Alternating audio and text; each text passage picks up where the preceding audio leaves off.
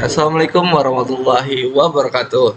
Perkenalkan, nama saya Novel Mutasi Omar. Saya merupakan mahasiswa aktif Politeknik Negeri Cilacap. Di sini saya akan membahas sebuah informasi yang sangat penting di era-era digital,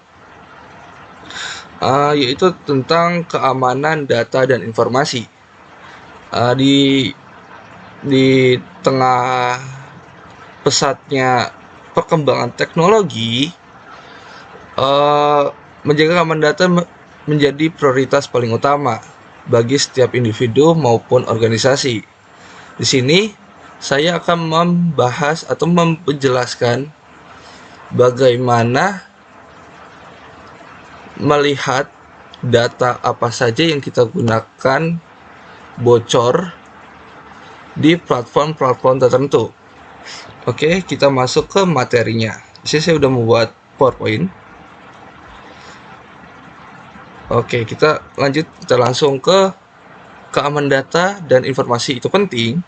Itu menurut saya di era digital yang saat ini sangat penting, karena semakin pesatnya perkembangan teknologi, maka menjaga keamanan data dan informasi itu menjadi sebuah yang prioritas paling utama gitu. Nah, di sini kita juga bisa mengecek apakah data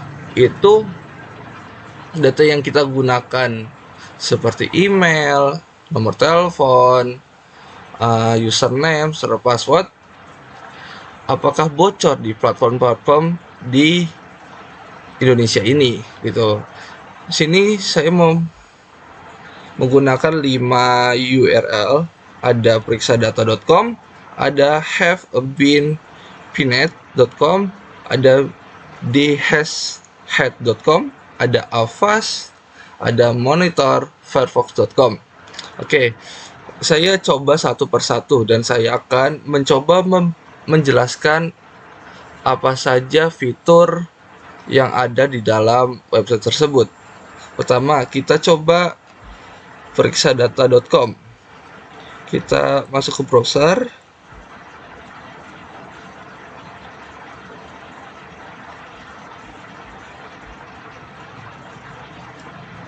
Oke, ke sini periksadata.com. Kenapa nih? Perik. Oh, kurang. Periksa. Nah, kita sudah masuk ke menu dari website periksadata.com. Di sini kita mencoba apakah data punya saya bocor atau tidak. Di sini saya menggunakan email yang digunakan untuk sosial media, segala macam lah, pokoknya itulah. Ya, kita coba di sini. Kita lihat, oh ternyata data saya itu bocor pada 17 April 2020 di platform Tokopedia. Itu dari total keseluruhan data pengguna, data bocor adalah 71 juta data. Terus data ini yang bocor apa saja sih? Kita bisa lihat dari sini, ada tanggal lahir, email, jenis kelamin, nama lengkap, dan password. Dan update terakhir adalah 17 Juli 2020. Di sini kita bisa melihat apa saja sih yang bocor gitu dari email yang kita gunakan. Nah, di periksadata.com ini kita bisa mencari data dan memberikan hasil apakah email kita terlibat kebocoran data. Dan kemampuan ini sebagai pencarian cepat untuk memeriksa apakah data, terutama email, pernah bocor dalam pelanggaran keamanan. Terus manfaatnya apa sih menggunakan platform ini? Manfaatnya itu menurut saya memberikan informasi tentang kebocoran data yang ada yang menggunakan email tersebut gitu. Dan kita juga bisa mengubah passwordnya, memperkuat keamanannya, jadi agar tidak bocor lagi gitu. Oke, yang kedua itu adalah menggunakan website Have a Bean. Kita coba Have a Bean. Oke, di sini sama dengan sebelumnya. Kalau sebelumnya itu kita lihat, sebelumnya itu periksa data itu telah dilipat oleh narasi, CNN Indonesia, medcom.id, Kompas, Liputan. Itu semuanya platform yang ada di Indonesia. Terus kita lihat juga nih siapa sih yang ada di balik website ini. Di sini ada Teguh Aprianto, merupakan praktisi keamanan cyber yang pernah menjelaskan di salah satu channel YouTube tentang kebocoran data di Indonesia.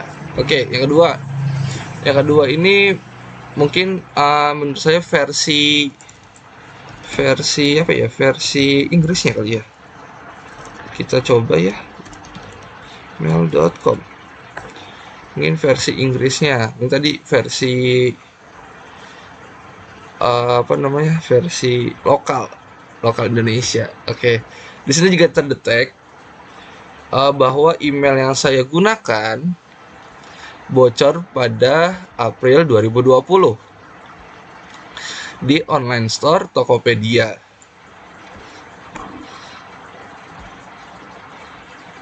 Terus yang bocor apa aja di sini ketahuan, ada tanggal lahir,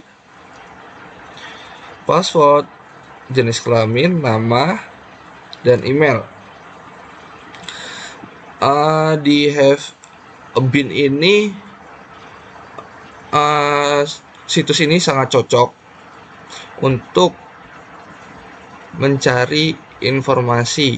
Ini tidak hanya tidak hanya email saja, bisa juga nomor telepon yang dapat terlihat dari kebocoran itu. Terus dari fiturnya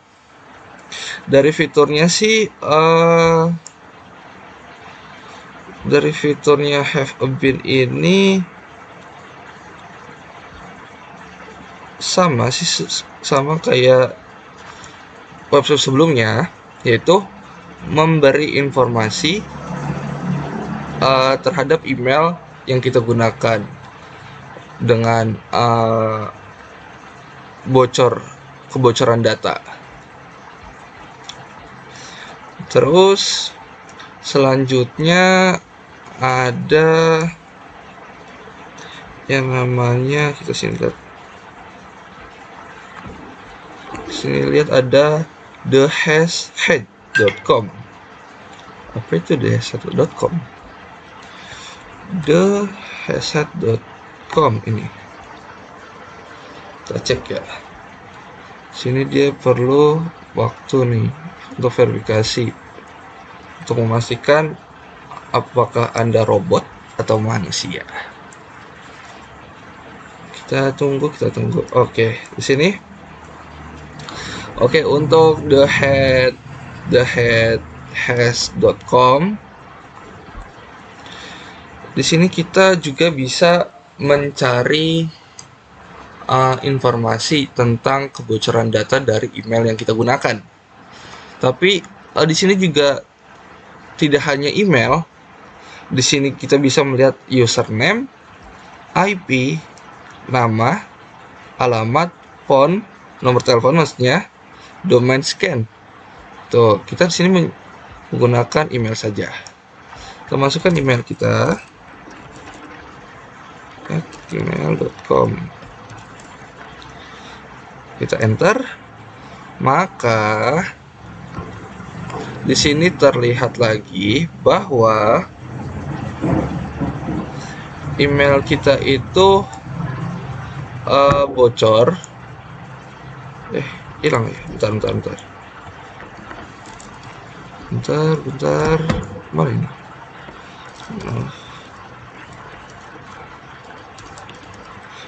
.com. Sorry. Nah, kita bisa lihat juga nih dari email kita, terus yang bocor itu di mana. Kita menggunakan bahasa Indonesia saja ya. Nah, di sini dikasih tahu nih, The HTS itu adalah mesin pencari data publik yang dibuat untuk analisis keamanan jurnalis, perusahaan, masyarakat umum tentang pelanggaran dan kebocoran akun. Nah, di sini juga kita bisa meminta penghapusan entry. Kita juga bisa menghapus entry. Sebelumnya di website sebelumnya kita tidak ada penawaran untuk menghapus entry-nya gitu. Terus kita lanjut ke website keempat, ada avast.com. Kita searching avast. Kita tunggu, internetnya kenceng ya. Nah, di sini juga kita bisa melihat dari kebocoran data dari email yang kita gunakan. Avast.com itu manfaatnya itu sama dengan sebelumnya ya, membantu untuk mengetahui email yang telah terekspos dan kita bisa mengambil langkah-langkah. Maksudnya kita bisa ambil langkah itu mengganti username, password, memperkuat proteksi akun gitu.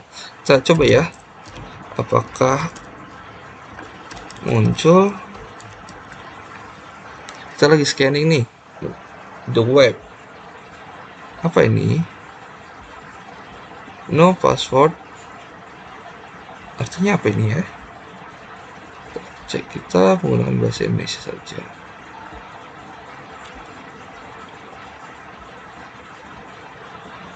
Tidak ada kebocoran. Agak berbeda ya dari sebelumnya. Sebelumnya itu terlihat ada kebocoran data. Nih, kita coba. Dari sebelumnya kita lihat sini ada kebocoran data. Ya kan, di periksa.com, periksa.data.com sini terlihat ada kebocoran data. Di sini kita cek mana ini. Di sini juga ada sumbernya dari Tokopedia. Di sini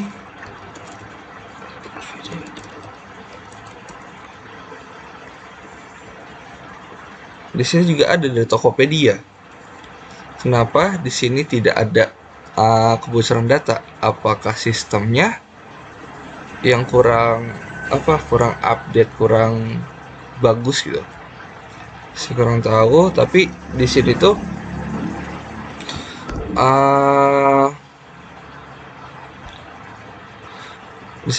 kita bisa memeriksa data. Di sini kita ada VPN, antivirus, premium security, banyak deh punya. Dan yang terakhir itu adalah monitor firefox.com.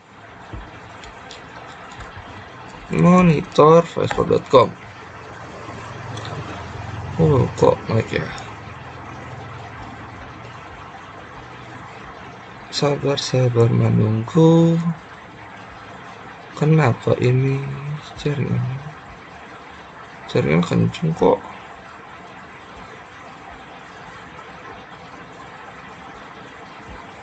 Nah, di sini mana tampilannya ya? Di sini terlihat nih.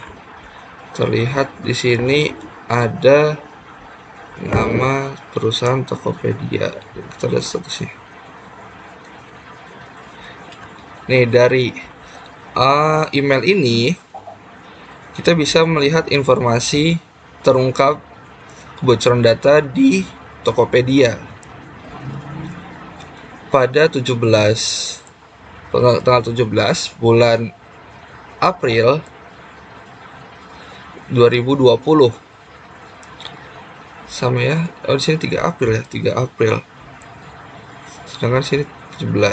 Di sini kita bisa perbaiki semua exposure. Nah, di sini di monitor Mozilla apa nih? ORG kita web ini menawarkan perlindungan jangka panjang dengan layanan monitoring. Kita bisa memonitoring tuh, kita bisa monitoring. Kita lihat sini. Oke. Bisa. Sebelumnya saya sudah buat akun ya, nih menggunakan email yang saya gunakan. Oke, selanjutnya itu ada namanya kesimpulan dari website yang digunakan untuk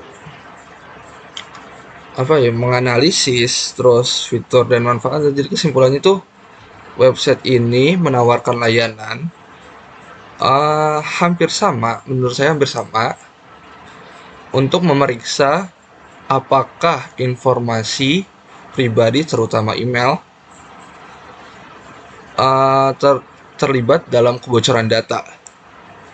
Nah, jadi setiap situs itu memiliki fitur dan pendekatan yang berbeda-beda, dari layanan yang gratis hingga yang berbayar. Mungkin kalau ingin ya lebih akurat, bisa menggunakan premium gitu. Manfaat utamanya itu meningkatkan kewaspadaan pengguna terhadap keamanan data, terus apa lagi ya, membantu melindungi akun-akun online dari ancaman yang lebih lanjut gitu. Setidaknya kita bisa memperkecil ancaman itu dengan dengan mengubah kata sandi yang lebih kuat dan segala macam. Nah, selanjutnya ada elaborasi dan penjelasan dari ancaman terhadap keamanan data dan informasi. Yang pertama itu ada identitas privasi ya. Identitas seperti privasi ya. Ada nama, KTP, SIM. Jadi semakin meningkat perkembangan teknologi dan ketergantungan kepada sistem digital, banyak ancaman-ancaman yang menyerang atau ingin meretas sebuah informasi pribadi. Ada KTP, nama, SIM. Kalau KTP kan biasanya orang nyerang itu buat pinjol, kalau salah, pinjol. Dan kalau nama buat pemalsuan gitu ya. Kayak padahal nggak kena tapi kayak menggunakan nama orang lain gitu. Seperti itu. Terus ada informasi kontak. Informasi kontak ini biasanya seperti email, nomor telepon. Nah, biasanya email nomor telepon itu digunakan pada sosial media untuk mendaftar dan juga di platform-platform online seperti ya kayak tadi Tokopedia, Shopee segala macam gitu. Terus juga finansial. Yang paling ketiga adalah finansial. Finansial itu berarti kayak rekening bank, kartu kredit, ATM gitu ya, bisa ya. Terus biasanya finansial itu dilihat dari riwayat transaksi keuangan atau data penghasilan. Terus yang keempat itu adalah kesehatan, data medis yang takutnya disalahgunakan oleh orang-orang yang tidak bertanggung jawab. Terus ada data biometrik seperti sidik jari, terus rekam wajah dan pengenalan suara. Jadi makanya hati-hati apabila teman-teman mendapat telepon yang tidak teman-teman kenal. Biasanya takutnya suara teman-teman itu direkam nanti terus diubah ke dalam AI, nanti takutnya disalahgunakan gitu. Terus yang kelima adalah pekerjaan. Pekerjaan salah satunya ada jabatan dan riwayat kerja. Jabatan kayak apa ya, kayak informasi terkait kontrak atau evaluasi kerja seperti itu. Terus yang terakhir adalah perilaku aktivitas online. Jadi kayak kita beli barang nih, misalkan COD apa enggak, ya bukan COD, kayak biasa-biasa aja gitu. Nah, kita lupa merobek, kan biasa ada resi ya, lupa merobek atau kita lupa membakar atau menghapuskan. Itu biasanya di orang-orang yang maaf nih, kayak yang udah sepuh gitu. Dia cuma ngambil barangnya tapi tidak memperhatikan resinya. Resi kan ada nama, nomor telepon, dan alamat tuh. Itu yang menurut saya yang sangat berbahaya gitu. Terus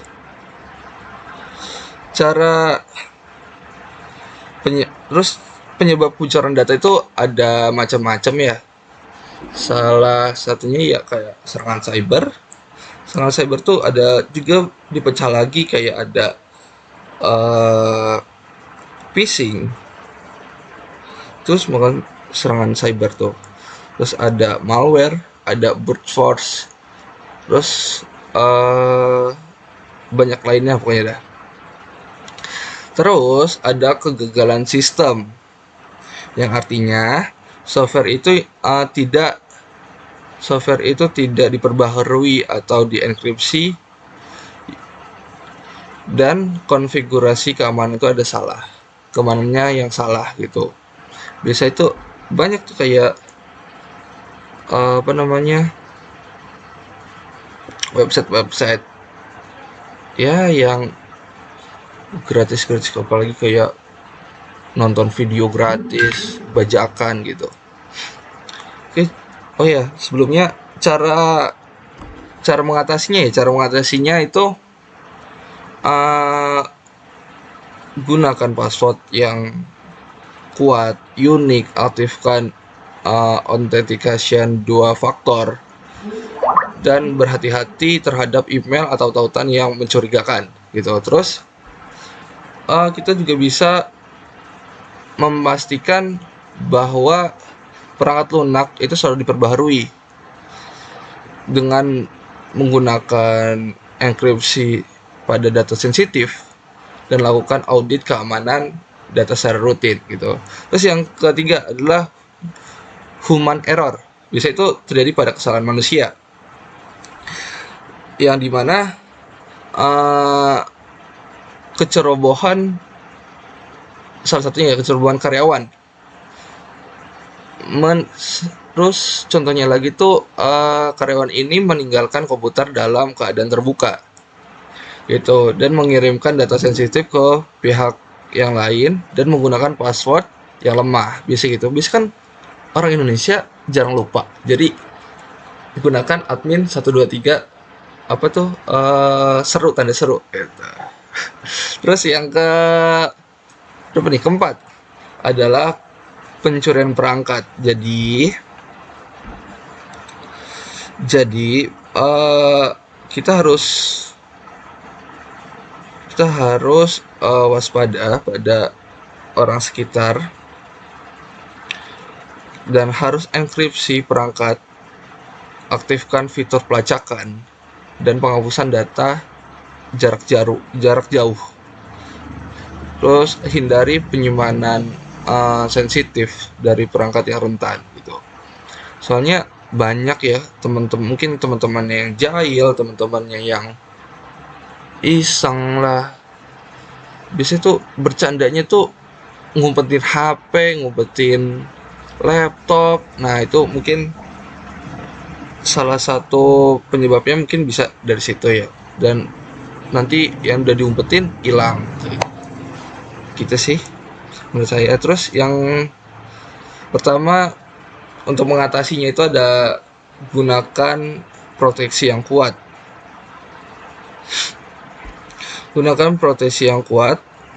Terus kita juga meningkatkan SDM agar agar tidak hanya sistemnya saja yang bagus, tapi kita SDM juga harus bagus gitu, dengan cara mengadakan pelatihan. Terus kita juga bisa mengontrol akses kayak misalkan saya sebagai mahasiswa, tapi saya hanya bisa melihat nilai dan IPK, sedangkan dosen itu bisa menginput nilai segala macam. Dan juga ada staff IT. Nah, itu staff IT itu bisa mengontrol semuanya, hak aksesnya gitu. Terus yang ketiga itu adalah memperbarui dan mengenkripsi. Kita bisa memperbarui perangkatnya dengan mengupdate, terus membackup, itu udah cukup mengatasinya. Terus juga ada mengenkripsi data.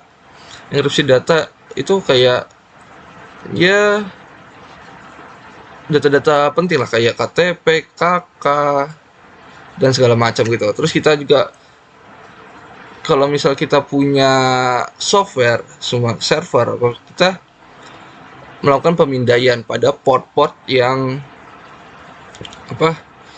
terbuka dan mengupdate patch gitu. Terus metode sebagai bentuk ancaman itu metodenya itu ada banyak ya. Saya mengambil 4, yaitu ada phishing. Phishing itu teknik yang dimana penyerang mengetahui penggunanya untuk memberikan data pribadi melalui email yang palsu atau situs web yang tampak asli gitu. Biasanya tuh ada web yang sini depannya asli, padahal tuh udah ada backdoornya gitu. Terus cara kerjanya itu, phishing ini penyerang mengirimkan email terus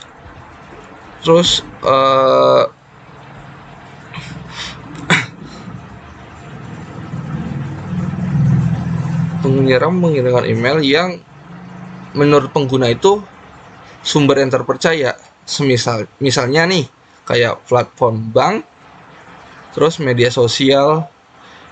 Intinya meminta pengguna itu mengklik dan memasukkan informasi pribadi. Nah, untuk cara menghindarinya itu, kan sekarang banyak tuh yang kayak link pernikahan. Nah, yang tiba-tiba ngirim orang nggak dikenal gitu.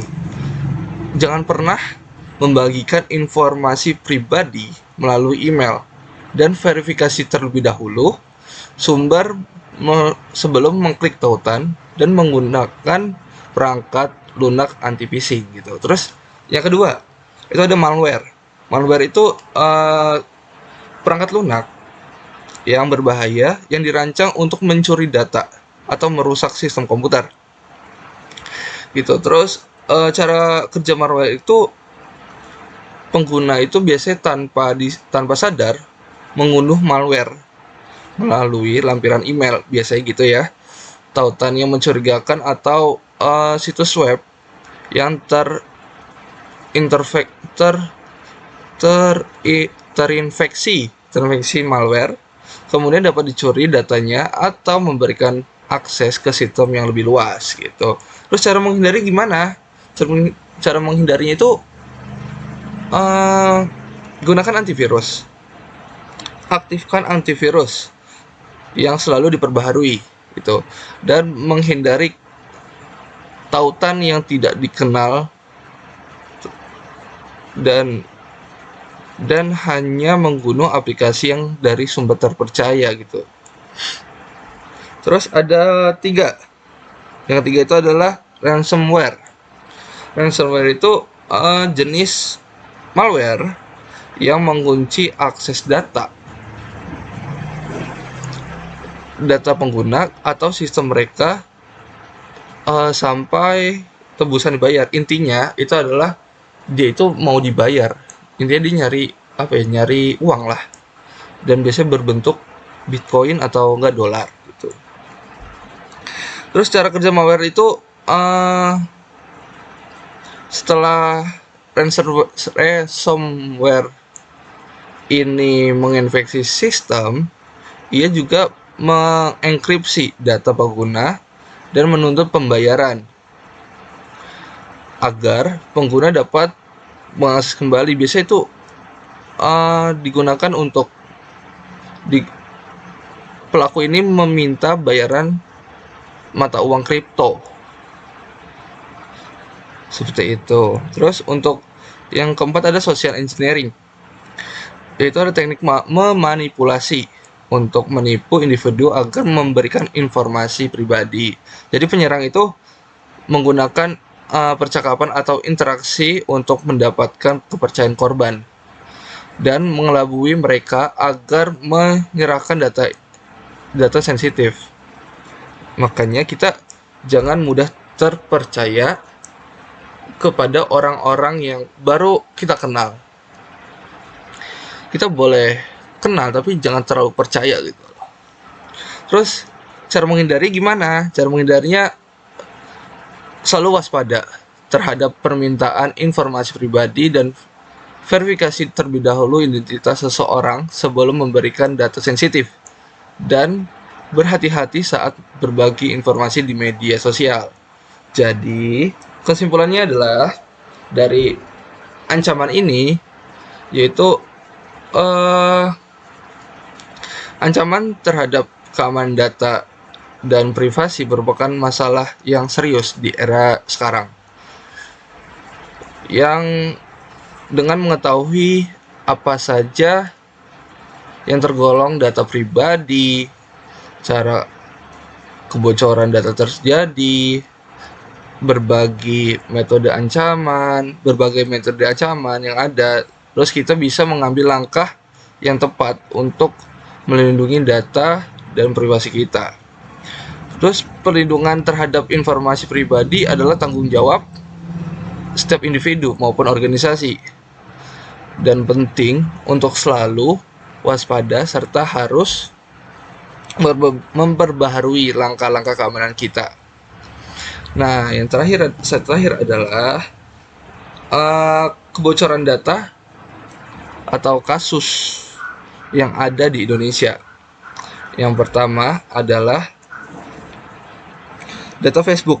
Pada Facebook itu adalah Cambridge Analytica pada tahun 2018. Yang kedua itu adalah Yahoo 2013 sampai 2014. Tokopedia itu 2020. Jadi yang pertama itu adalah Facebook ya. Facebook itu Cambridge Analytica. Jadi di tahun kita searching ya, bentar. Kita searching ini Cambridge Analyst. Apa ya kata-katanya, bentar. Kita ini nih, kita copy aja guys.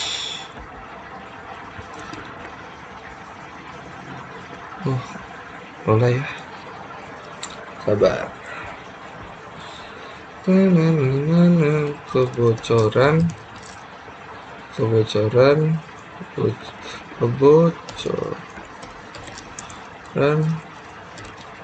Facebook. Ada nggak nih? Oh, ini ada. Berarti ini usah. Nah, sini dari Wikipedia kita cek.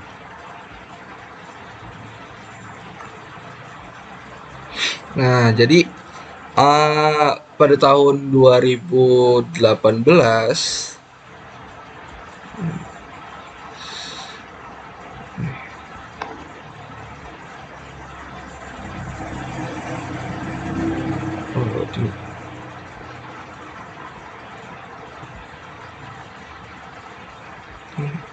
nah, jadi guys, kok hapus? Kita buat beritanya.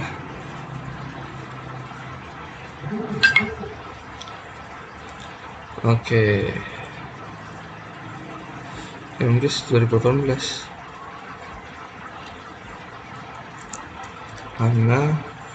Analitika 2008.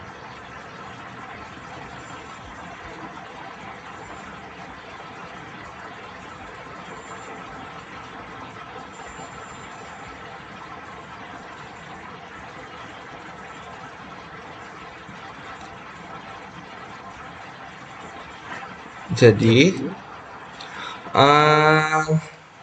pada tahun 2018 kasus kebocoran data besar-besaran yang melibatkan Facebook dan perusahaan analitik dan politik Cambridge itu berhasil mendapatkan akses ke data pribadi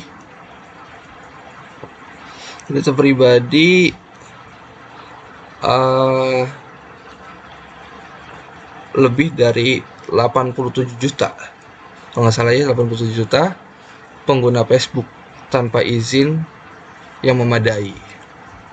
Sini kita lihat sini jika ada. Nah, terus data ini digunakan untuk mempengaruhi kampanye politik, termasuk kampanye pemilihan presiden AS pada tahun 2016 gitu.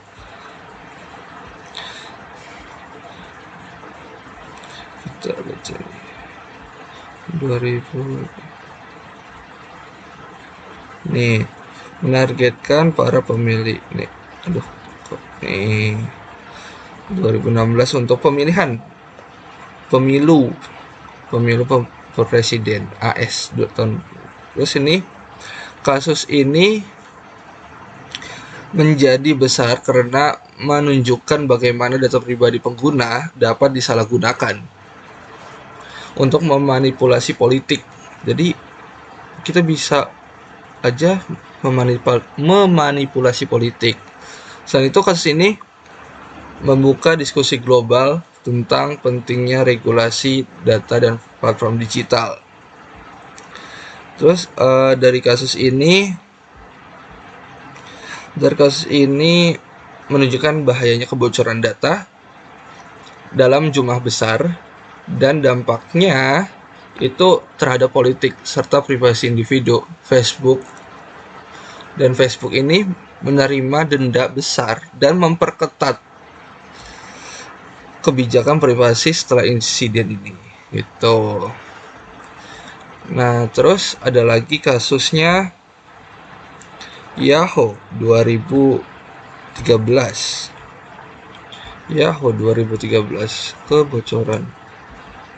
Kebocoran data Yahoo.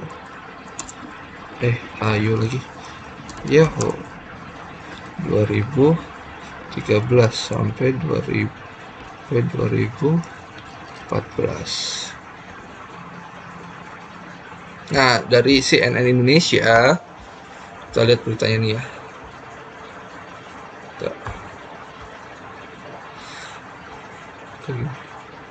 Nah, dari CNN Indonesia, Yahoo mengalami salah satu kebocoran data terbesar dalam sejarah pada tahun 2013 dan 2014, di mana informasi pribadi dari 3 miliar akun pengguna 3 miliar akun pengguna itu terungkap. Data yang bocor itu mencakup nama, terus alamat,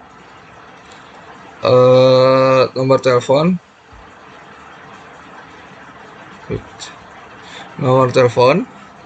kenapa ini? Nomor telepon, tanggal lahir, dan password. Meskipun kebocorannya terungkap pada tahun 2016, ini ya, bentar.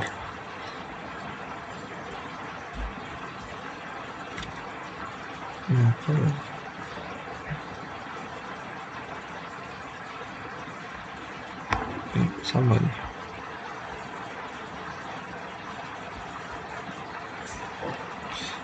(2016) skala dan dampaknya itu sangat besar, terutama karena data yang bocor itu mencakup informasi yang sangat sensitif. Dan Yahoo menghadapi serangkaian gugatan hukum dan harus membayar ganti rugi kepada para pengguna. Kasus ini juga menjadi salah satu contoh utama tentang bagaimana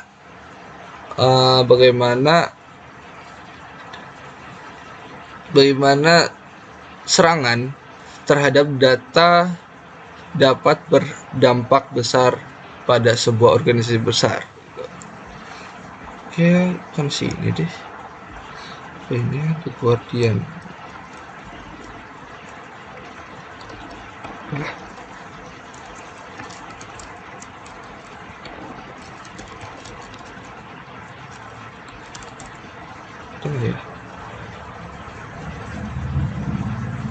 Kok nge-freeze ini?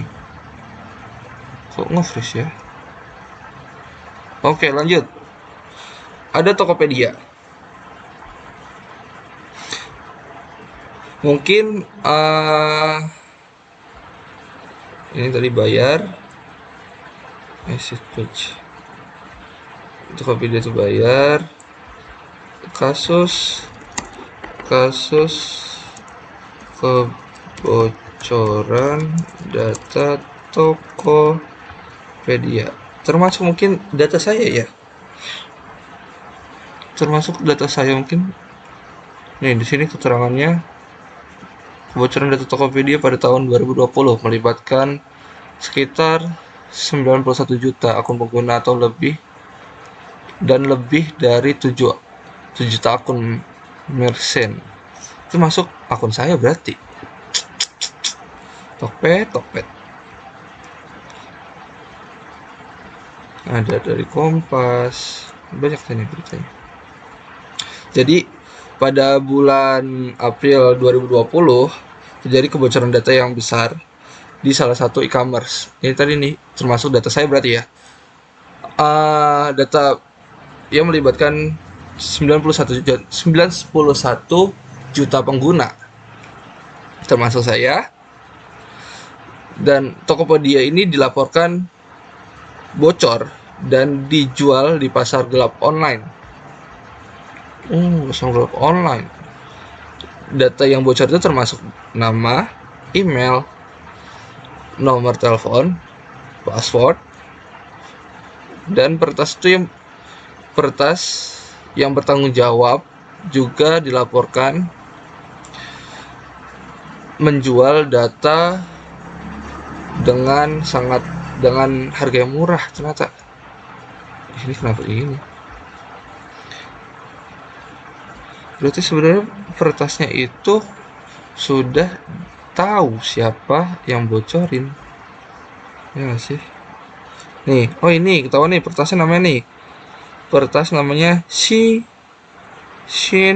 apa nih? Sini Hunter, ya kan? Di forum gelap. Nah, ini makanya sini data saya bocor nih, Tokopedia, tanggal lahir, email, jenis kelamin dan lain-lain. Ini gara-gara anak ini nih, Shin Hunter nih. Semoga aja kalau ketemu tak citak ke kepalanya. Jadi lanjut.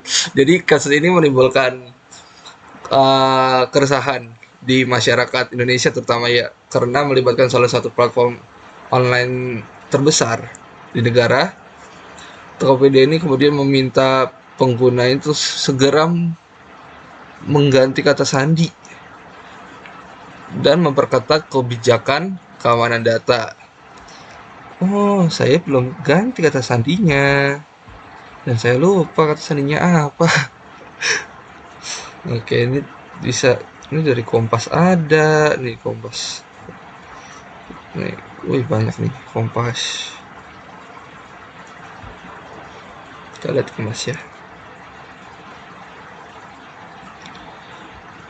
Pasca kebocoran CEO. Ini berarti namanya yang nyoba-nyoba kali ya. Nih kami ujar William. Ini teruntuk namanya siapa ya? Nama Shini Hunter. Gelut yuk. Parah data. Kalau misal data saya nggak bocor, data orang lain bocor nggak apa-apa. Data saya bocor juga. Mana harganya sangat murah lagi dijual. Kita lihat nih. Oke.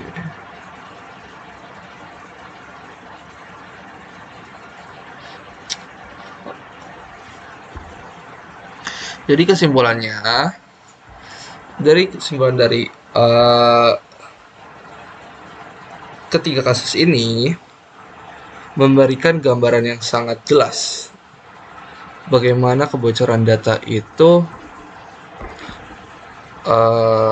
terjadi dan dampaknya itu sangat serius yang bisa mengakibatkan pelanggaran data dan juga bisa memanipulasi politik, kerentanan, dan hingga ancaman lokal. Setiap kasus menunjukkan perlu upaya yang lebih kuat untuk melindungi privasi data pengguna. Dan terakhir dari kesimpulan yang saya terangkan sebelumnya adalah keamanan data itu sangat penting di era digital. Ancaman seperti peretasan, kebocoran data mengharuskan kita untuk mengambil langkah pencegahan seperti enkripsi, autentikasi ganda, kasus kebocoran menunjukkan perlunya perlindungan data yang terus ditingkatkan karena penjahat itu lebih di depan daripada polisi. Polisi ya? Hacker itu lebih depan dibanding kita gitu. Oke, sekian dari saya. Mohon maaf wabillahi taufiq wal hidayah. Wassalamualaikum warahmatullahi wabarakatuh. Terima kasih.